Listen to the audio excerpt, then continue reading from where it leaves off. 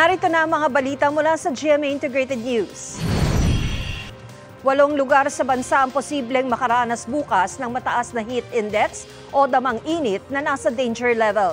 Sa datos ng Pag-asa, posibleng pumalo ng 43 degrees Celsius ang heat index sa Puerto Princesa City at Aborlan sa Palawan. 42 degrees Celsius naman ang heat index forecast sa Dagupan City, Tuguegarao City, Apari Cagayan, Dumangas Iloilo, Zamboanga City at General Santos City. Mataas din ang posibleng damang init sa Metro Manila bukas. Narito naman ang iba pang balitang binabantayan ng GMA Integrated News. 8 persons deprived of liberty, sugatan sa gulo sa Manila City Jail.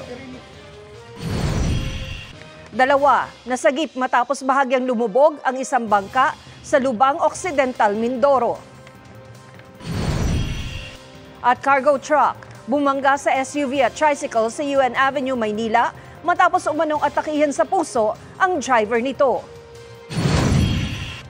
Para sa mas malaking misyon at mas malawak na paglilingkod sa bayan, ako po si Tina Panganiban Perez ng GMA Integrated News, ang News Authority ng Pilipino.